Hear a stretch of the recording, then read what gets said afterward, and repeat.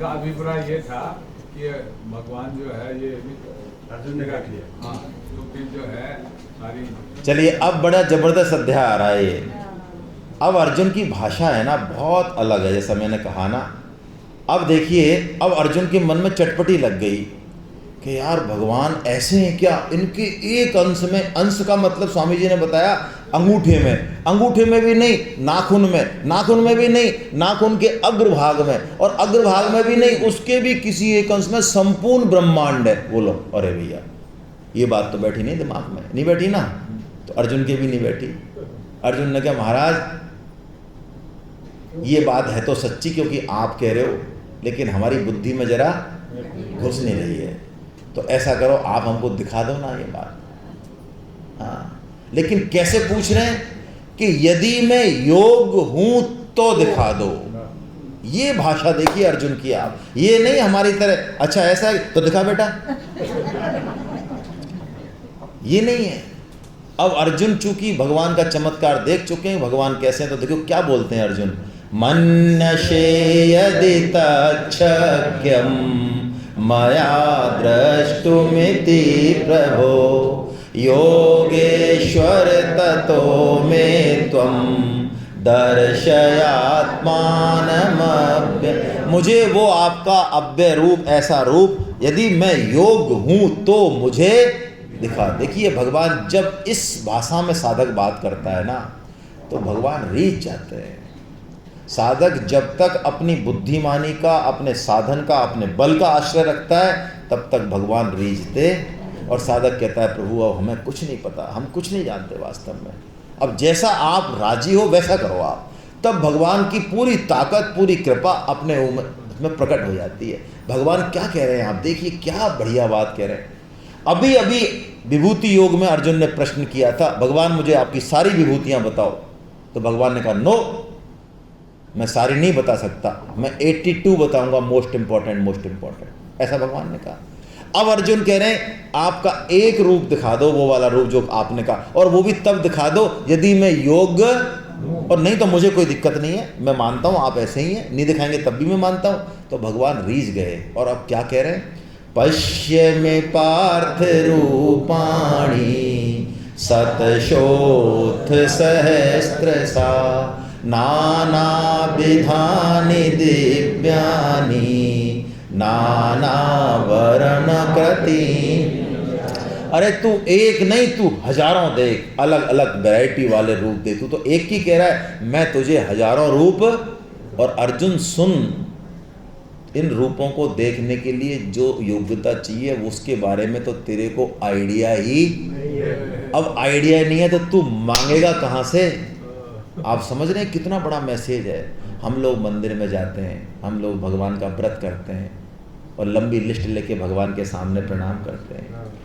इतने महान बेवकूफ़ हैं हम यदि भगवान से कुछ मांगते हैं। क्यों? हमारी हथेली है इतनी चीज छोटी, ये बुद्धि रूपी हथेली। भगवान देना चाहते हैं विराट, लेकिन अब मांग के हमने आड़ लगा दी, अब भगवान को वही देना पड़ता है जो हम मांगते हैं। अरे क्या भगवान को पता नहीं है हमको क्या चाहिए? क्या माँ को ही पता रहता है एक बच्चे के बारे में? माँ तो लौकिक है, भगवान तो अलौकिक है भाई। तो यदि हमने मांगा तो हमने भगवान की कृपा में वास्तव में क्या लगा दी? रोक लगा दी हमने। इसलिए भक्त कभी भी भगवान से मांगता नहीं है। वो कहता है आप दो तो भला, ना दो तो भगवान क्या देते हैं? अब भगवान अर्जुन को विश्वरूप देखने के लिए दिव्य चक्षु देते हैं, जिसके बारे में अर्जुन को कल्पना भी नहीं है। क्यों देते हैं? क्योंकि अर्जुन ने सारा गणित, सारा भार भगवान के ऊपर। भगवान कह रहे हैं दिव्यम ददामि ते चक्षुम पश्य में योग, ये मैं तेरे को दिव्य चक्षु देता हूं अर्जुन। अब देखो, एक तो हम मेहनत करके और विवेक का उपयोग करके और ज्ञान चक्षु प्राप्त करें, एक तो अभी हमारे पास चरम चक्षु हैं। इन चरम चक्षुओं से तो क्या दिखता है? राग द्वेष है इसमें, इसलिए सिर्फ संसार दिखता है। भगवान कहीं एक ज्ञान चक्षु होते हैं जिससे कि हम कर्म योग से, ज्ञान योग से प्राप्त कर सकते हैं। ज्ञान चक्षु से हमको पता लग जाता है कि ये संसार असत है, ये शरीर असत है, सत्य के दर्शन होते हैं। लेकिन दिव्य चक्षु ज्ञान चक्षु से भी ऊपर की चीज़ है। दिव्य चक्षु से उस कण कण में जो परमात्मा है, जो विराट रूप है, जो विविध रूप है, वो दर्शन होते हैं। हर व्यक्ति भगवान का एक अवतार है। हाँ, दुष्ट भी, हाँ, आतंकवादी, हाँ, तो जैसा अवतार है वैसा ही पूजन करो उसका। यदि भगवान चोर रूप में आए तो बढ़िया तेल पिलाओ, लठ से क्रियाक्रम कर दो उसका। हाँ, यही ट्रीटमेंट है भाई। भगवान की पूजा हम कैसे करते हैं बताओ? जैसा भगवान है वैसी पूजा करते नहीं करते हैं। भैरव जी के दारू चढ़ती बताइए, कुछ और होता है, कृष्ण के अलग है, राम के अलग है। तो भगवान चोर रूप में आगे, मान लो बलात्कारी रूप में आगे, तो बढ़िया से ट्रीटमेंट कर दो। यही मजा है सनातन धर्म का। सनातन धर्म हत्या करने के बाद भी, धर्म की रक्षार्थ हत्या भी होने के बाद भी द्वेष नहीं पालता है। ये कल्पना किसी धर्म में है ही नहीं।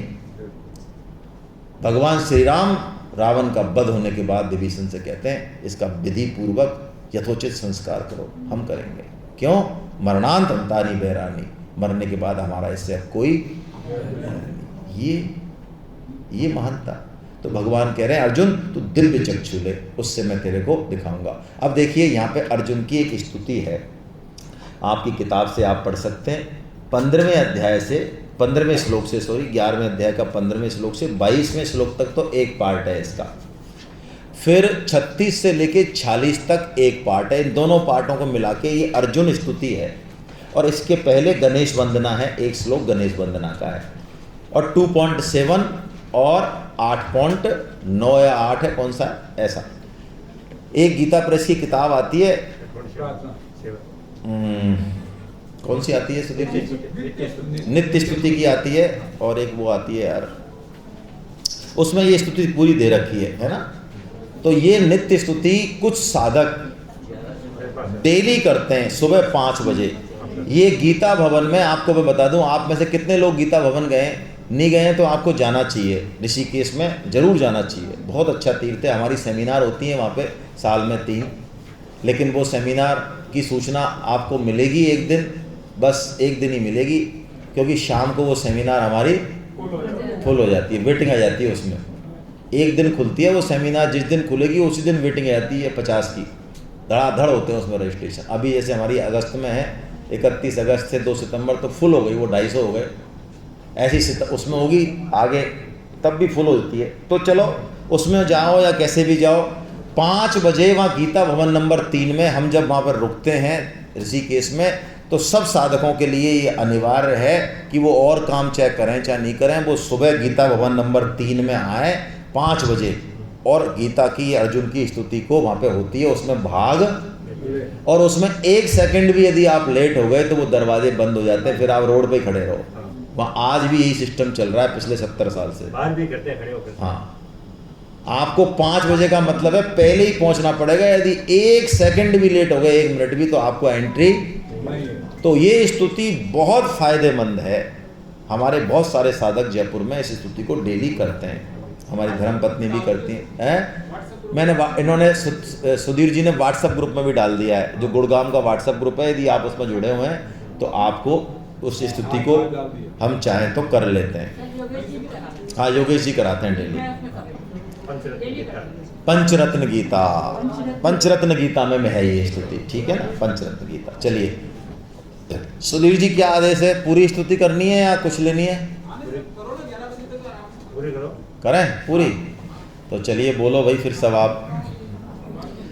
आपने वो ग्रुप खोल लो, आप गुरुग्राम वाला ग्रुप खोल लो। किसी को ग्रुप में नहीं है तो आसपास से देख ले, नहीं तो किताब तो है ही आपके पास। किताब में शुरू के 1 श्लोक नहीं मिलेगा, बस बाकी सब मिलेंगे, है ना। उमा सुतम शोक विनाशकारकम गजाननं भूतगणादिसेवितं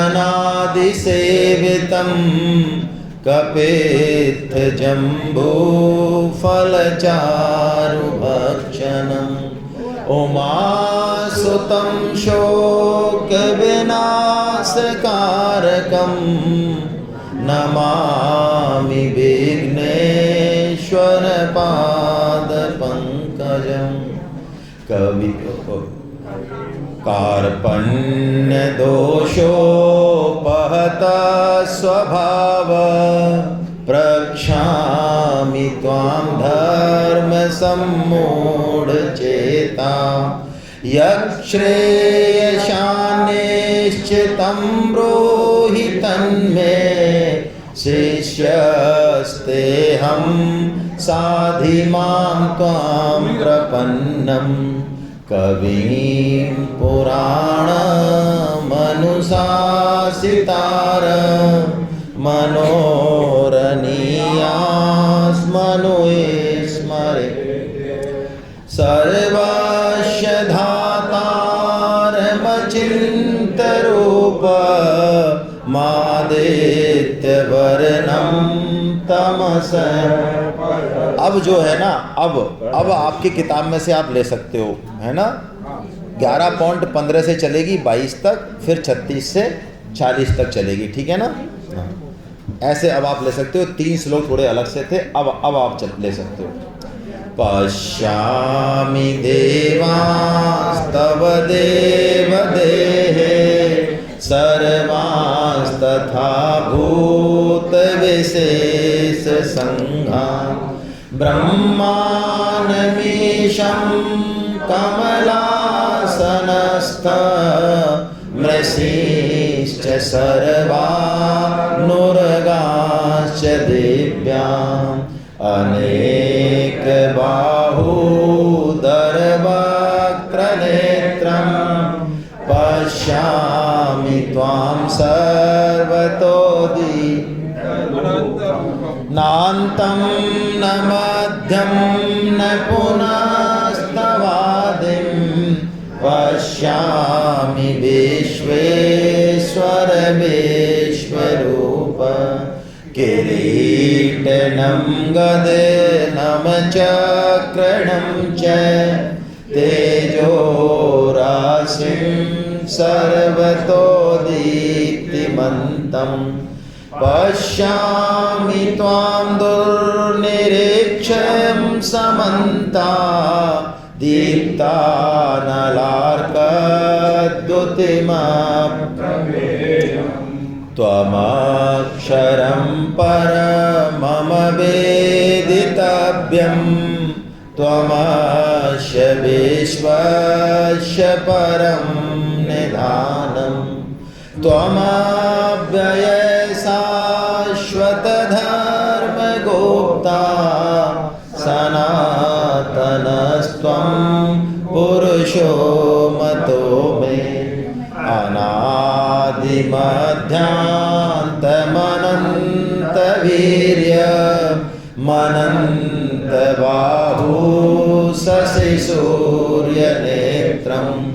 पश्यामि त्वां दीप्तहुताशवक्त्रं स्वतेजसा विश्वमिदं तपन्तम् द्वावा पृथिव्योरिदमन्तरं हि व्याप्तं त्वयैकेन दिशश्च सर्वा द्रष्टाद्भुतं रूपमुग्रं तवेदं लोकत्रयं प्रव्यथितं महात्मन् अमीहि त्वां सुरसङ्घा विशन्ति केचिद्भीता प्राञ्जलयोर्गृह्णन्ति स्वस्ति त्वयुक्त्वा महर्षि सिद्धसङ्घा स्तुवन्ति त्वां स्तुभिः पुष्कलाभिः रुद्रादित्या वशवो ये च साध्या विश्वेश्विनो मरुतश्चोष्मपाश्च गन्धर्वयक्षा सुरसिद्धसङ्घा वीक्षन्ते त्वां विस्मिताश्चैव सर्वे स्थाने ऋषिकेश तव प्रकीर्त्या जगत्प्रियस्यत्यनुरज्यते च रक्षांसि भीतानि दिशो द्रवन्ति सर्वे नमस्यन्ति च सिद्धसङ्घा कस्माच्च तेन नमरेन्महात्मन् गरीयसे ब्रह्मणोऽप्यादिक अनन्तदेवे जगन्निवास त्वमक्षरं सत्तत्परं य त्वमादिदेव पुरुष पुराणस्त्वमस्य विश्वस्य परं निधानं वेत्तासि वेद्यं च परं च धाम त्वया ततं विश्वमनन्तरूपं वायुर्यमोऽग्निर्वरुणः शशाङ्क प्रजापतिस्त्वं प्रपितामहश्च नमो नमस्तेस्तु सहस्रकृत्वा पुनश्च भूयोऽपि नमो नमस्ते न मे पुरस्तादथ पृष्ठतस्ते नमोऽस्तु ते सर्वत एव सर्व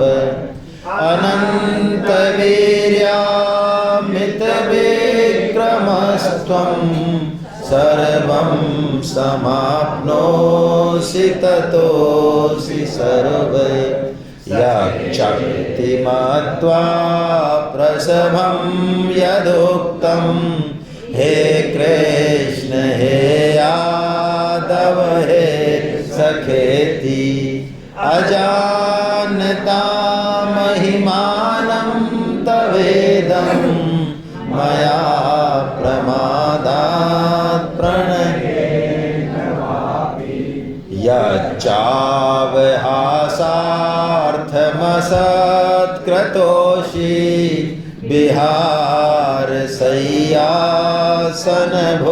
विहारशय्यासनभोजनेषु एकोऽथवाप्यच्युत तत्समक्षं तच्छामये त्वामहमप्रमेयं पितासि लोकस्य चराचरस्य त्वमस्य पूज्यश्च गुरुर्गरीयां न त्वत्समोऽस्त्यभ्यधिकः कुतोऽन्यो लोकत्रयेऽप्यप्रथमा तस्मात् प्रणम्य प्रणिधाय कायं प्रसादये त्वामहमीशमीड्यं पितेव पुत्रस्य सखेव सख्यो प्रिय प्रियाया रसिदे त्वमेव माता च पिता त्वमेव त्वमेव बन्धुश्च सखा त्वमेव त्वमेव विद्या द्रविणं त्वमेव त्वमेव सर्वं मम देव त्वमेव सर्वं मम देव हरि शरणं हरि शरणं हरि शरणं हरि शरणं हरि शरणं हरि शरणं हरि शरणं हरि शरणं हरि शरणं हरि शरणं हरि शरणं हरि शरणं हरि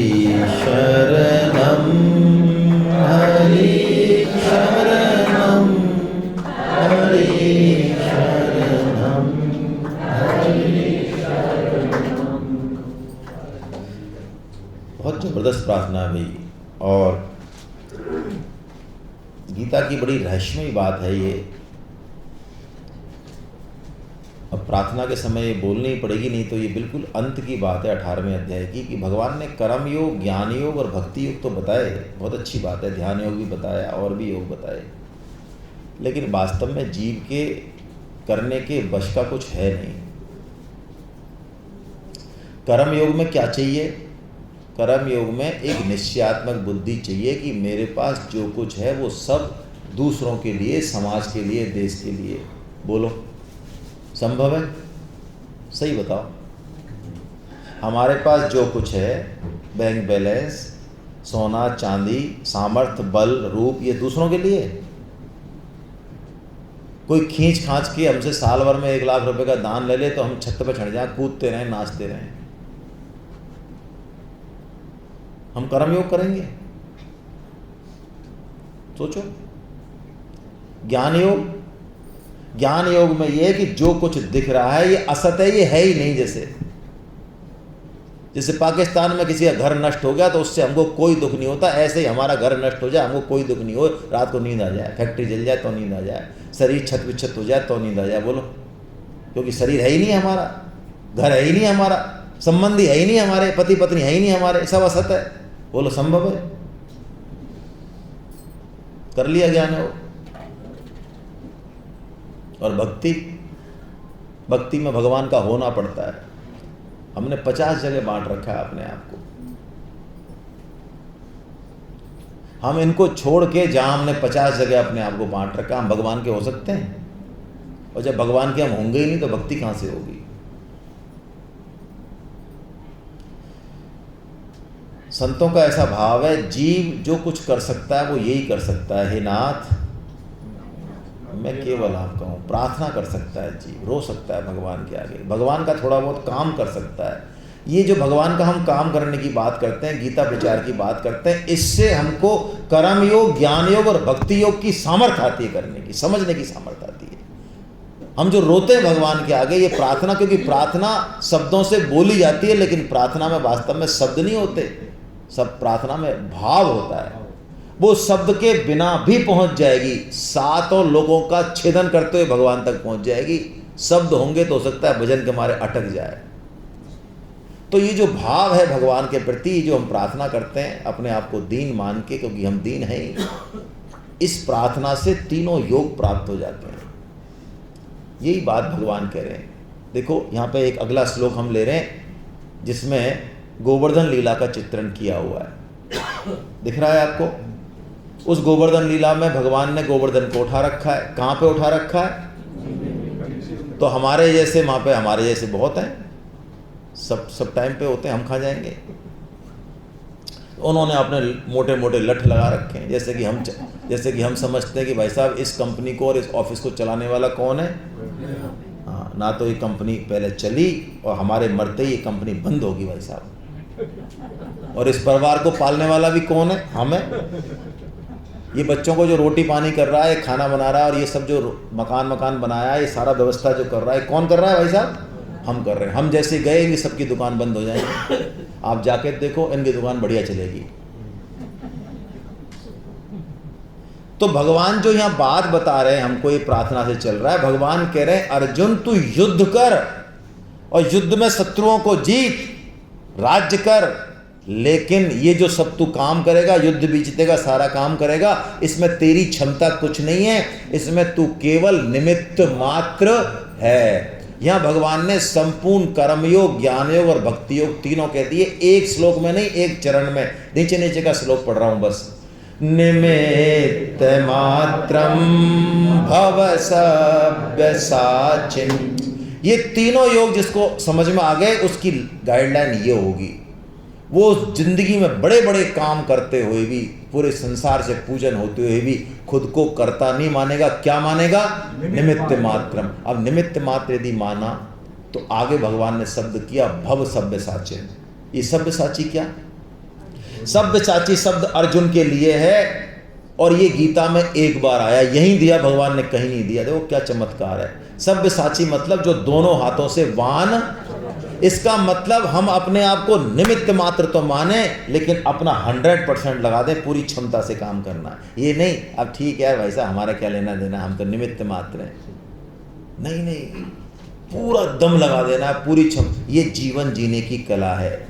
बच्चों से प्रेम करें, सबकी सेवा करें, परिवार में जहाँ पे समाज में सेवा मिले वहाँ जुट जाएं। ऐसा लगे ये तो पूरी तरह से संसार में रचा पचा व्यक्ति है, लेकिन रात दिन उस संसार में, उस चक्र में पिसते हुए भी कमल के पत्ते की तरह अपने आप को निमित्त मात्र माने। ये कर्म योग है, यही ज्ञान योग और यही भक्ति योग है। श्री कृष्ण युद्ध करते हैं महाभारत का। अरे युद्ध तो छोड़ो, 56 करोड़ यदुवंशी हैं उनके परिवार के। कितने? 56 करोड़ का बड़ा परिवार है। आजकल ये हमारे, हम तो कहने के अधिकारी नहीं है, लेकिन बस एक चेतना जागृत कर रहे हैं। हम भी उसी बीमारी से ग्रसित हैं। हम दो, हमारे। और ये तो बहुत अच्छा है, चलो कोई बात नहीं, डिसीजन ले लिया, अच्छा है। हम दो, हमारे दो, या हमारा एक। ऐसा कैसा हमारा दिमाग खराब हो गया, हम कैसे पढ़े लिखे हो गए, कितने प्रगतिवादी हो गए। यदि हमारे बीच में से कोई भाई या बहन या माता कहे कि हमारे 7 बच्चे 6 बच्चे, तो हम गर्दन उठा के देखते हैं ये कार्टून कहाँ से आया, ये कहाँ से? अरे उसके ऋणी हैं हम। और गर्दन कटेंगे जब पता चलेगा कार्टून वो है कि हम हैं। आज 50 साल पीछे चले जाओ, अपने अपने पिताजी और दादाजी का पूछ लो, संभव ही नहीं है कि वो 1 या 2 हों। कोई अपवाद होंगे तो होंगे, वो 5 होंगे, वो 7 होंगे, वो 8 होंगे। और आपको क्या लग रहा है ये बैलेंस इसीलिए बचा हुआ है? ये उन्हीं की कार्यस्थानी से बचा हुआ है, ये हमारी बुद्धिमानी से बचा हुआ नहीं है। और आ रहा है समय, वो डेमोग्राफी चेंज हो रही है कि एकदम से हमको जो सच्चाई है वो सामने आ जाएगी। हम ही में से बहुत सारे उदार हैं जो इस नंगे सच को भी नहीं समझ रहे हैं। वो जब समझेंगे जब दरवाजे पर खड़ी हो जाएगी वो स्थिति, लेकिन तब चिड़िया चुग गई। भगवान कह रहे हैं अपने आप को निमित्त मात्र मान अर्जुन, लेकिन पूरा प्रयास कर। और ये तो हमने पढ़ी लिए श्लोक, अब मैं अंतिम श्लोक ले रहा हूँ इस अध्याय का। यहाँ भगवान ने फिर पुनः, क्योंकि गीता ऐसी विलक्षण है, मान लो कोई चाय पीने ही आया हो और चाय पीते पीते उसको सेमिनार नहीं, उसने एक ही श्लोक सुन लिया हो, तो गीता में वो ताकत है कि वो एक श्लोक से ही जिंदगी पार, उसकी एक ही श्लोक से होगी। वैसे भी पूरी गीता से वैसे भी नहीं होगी, हम पूरी गीता को पचा भी नहीं सकते। ये श्लोक फिर ऐसा ही है। यहाँ भगवान ने 5 चीज़ें बताई, इन 5 चीज़ों से संपूर्ण गीता हो जाती है, कुछ नहीं बचता। 2+3 है इसमें, 3+2 का पैकेज है। आइए पढ़ते हैं हम। मत कर्म कत मत परमो, मद भक्त संग वर्जिता, निर्वैर सर्वभूतेषु यैसे मामेति। भगवान कह रहे हैं तू यदि ये काम करे 5 अर्जुन, तो तू मुझे ही प्राप्त होगा, इसमें कोई संदेह। क्या काम करे? मत कर्म कृत, तू केवल मेरे लिए कर्म कर। अब यदि देखो हमने अपने आप को भगवान का मान लिया, परिवार के जनों को भगवान का मान लिया, तो बोलो उनकी सेवा करते हुए, घर का काम करते हुए भी भगवान का भजन होगा कि नहीं होगा? यही तो टेक्निक है, कर्मयोग यही तो है। मत कर्म कृत, हम देश की सेवा करें, जो फॉर्मेट हमको मिला है हम वही करें। हर एक को एक तरह से काम करने की जरूरत नहीं है। जैसे ये नहीं है कि यार ये फूल लाल क्यों है, ये पीला क्यों है, सफ़ेद ही हो जा। अरे हट दो यार, लाल की अपनी अहमियत है, सफ़ेद की अपनी अहमियत है। ऐसे ही हम सब में अलग अलग क्षमताएं हैं, हम उसी से, उस क्षमता से किसका पूजन करें? भगवान का पूजन करें। कोई बाहर जाने की जरूरत नहीं है, माता बहनों को बहुत ज़्यादा इधर उधर जाने की जरूरत नहीं है, स्वामी जी ने मना किया है। तो मत कर्म कृत। अब भगवान ने दूसरी बात कही, मत परमो। क्या कहा? परमो क्या है? परायणता। परायणता क्या है? देखो ये सत्संग जो हम बार बार करते हैं वो इसीलिए करते हैं कि हमारे अंदर भगवान के प्रति महत्व बुद्धि जागृत हो जाए। अभी हमारे अंदर भगवान हमारे जीवन में है तो सही, बुद्धि में है तो सही, लेकिन वो बहुत पीछे है। थोड़ा सा काम आ जाएगा तो सबसे पहले किसको छोड़ते हैं हम? भगवान को छोड़ते। हमारे कई साधक हैं जो बड़े खुश होते हैं, भाई साहब हमारे घर में शादी है इसलिए हम गीता क्लास में नहीं आएंगे। तो प्रसन्न हो रहा है तू? प्रसन्न इसलिए हो रहा है कि आज गीता क्लास में नहीं आएंगे और कारण उसके पास वैलिड है, तो इससे तो जाहिर हो रहा है कि इसका मतलब गीता को तू बोझ समझ रहा है। अरे इसके बजाय तो ये होता, तू अटेंड तो नहीं करता, लेकिन दुख होता मन में कि यार हमारी गीता क्लास छूट रही है, यार आज की सत्संग छूट रहा है हमारा। लेकिन यदि हमको छोड़ने से प्रसन्नता है, इसका मतलब अभी हमारा परायणता नहीं हो। भगवान नंबर 1 पे पहुंच जाए। बुखार आए, खांसी आए, खुर्रा आए, बारिश आए, कुछ भी आए, भगवान का काम रुकेगा नहीं। जैसे कि हमारा लौकिक काम नहीं रुकता है। शादी की डेट फिक्स हो गई तो अब मान लो बारिश आ गई तो आ जाए बारिश, हाँ 50 आदमी खड़े कर देंगे, हम टेंट लाएंगे, कुछ भी करेंगे, लेकिन यार शादी तो करेंगे यार। हाँ धोखा दे दिया यार इसने, हलवाई ना दे दिया होगा धोखा यार, देखो दे दिया होगा, हम दूसरा हलवाई ले आएंगे यार। और गीता का प्रचार करना, क्या करें भाई साहब, हम चाहते तो हैं लेकिन मानते ही नहीं है लोग, इसलिए हम घर ही बैठ गए। क्या करें भाई साहब, हम पढ़ना तो चाहते हैं, समझ में नहीं आती बात। हाँ देखो थोड़ा सा ही कारण मिला और हमने भगवान को और भगवान के काम को छोड़ा। ये परायणता नहीं है। परायणता वो है कि अब हमको येन केन प्रकारेण भगवान का काम, तीसरी बात मद भक्ता, वो हमने पढ़ ली। अब 2 बात और, ये तो विधेयात्मक थी 3, अब 2 नेगेटिव मतलब निषेधात्मक। क्या करना है? 2 काम और करने। संग वर्जिता। देखो भाई, हम जो हमको मिलता है ना, हम रजोगुनी है, इसका मतलब क्या है? जो हमको मिलता है हम उसको पकड़ लेते हैं। छोड़ने का काम, हाँ लात मार के बल्ली को छुड़ा दे हमसे, लात मार के भले ही छुड़ा दे, लेकिन हम छोड़ने वाले। शरीर दिया, पकड़ लिया, पद दे दे भगवान, पकड़ लिया, धन दे दे, पकड़ लिया, जो देगा आदर दे दे, कोई सम्मान जो दे दे हम उसको। अब एक बार हम किस सभा में चीफ गेस्ट बना दिए, अब भाई साहब अगली बार जाएं तो फिर हम नीचे नहीं बैठ सकते। अरे यार हम तो चीफ गेस्ट हैं यहाँ के, सब लोग इतनी इज्जत देते हैं हमको, बताओ अब उतर ही नहीं रहा है वो चीफ गेस्ट ही बना बैठा मेरा भाई। अरे तेरे को इज्जत दे दी, अब ठीक है, अब तू अब श्रोता बन जा भाई। यानी संग वर्जित मतलब जो अच्छा काम है भाई साहब, अच्छा काम है तो अब हम ही करेंगे अच्छा काम। अरे तो तू हट बगल में, दूसरा आने दे। संगठन पकड़ लिया, अब संगठन के लिए ही भाई अच्छा ही काम करना है, देश सेवा करनी है, परिवार पालन करना है, लेकिन संग नहीं करना किसी का, पकड़ हमारी नहीं होनी। ये भगवान वही कह रहे हैं। जैसे लकीर होती है एक तो पत्थर पे, एक बालू पे और एक पानी पे। संत हमसे बड़े प्रेम से मिलते हैं, हमारी सेवा भी कर देते हैं, हमारा भला भी कर देते हैं, लेकिन रिश्ता उनका भगवान से रहता है। करदम जी ने भगवान से जब पत्नी मांगी, जो मैंने बताया आपको, तो देवहूति वो थी जिसको गंधर्व और देवता यदि देख लेते तो चक्कर खा के नीचे गिर जाते, इतनी सुंदर थी देवहूति। विश्वास वसु नाम का छत पे एक बार गेंद खेल रही थी देवहूति, तो विश्वास वसु नाम का गंधर्व अपने विमान में आया तो उसके सौंदर्य को देख के उल्टा गिर पड़ा।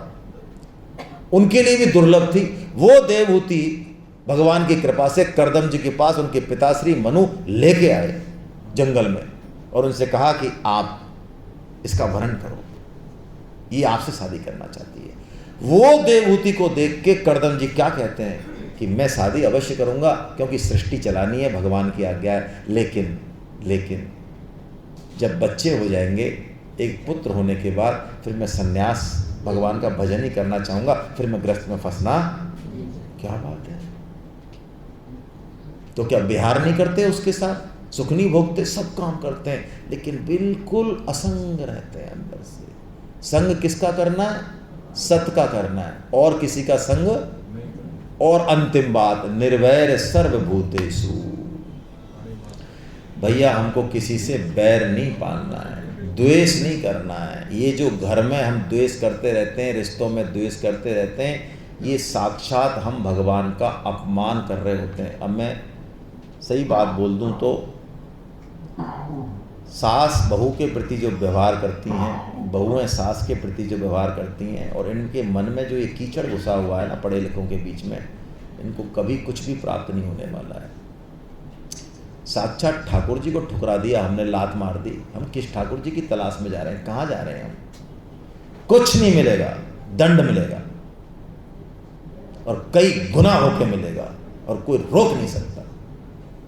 जब तक दम है, ताकत है, जब तक उछल लो, यहीं की यहीं मिलेगा।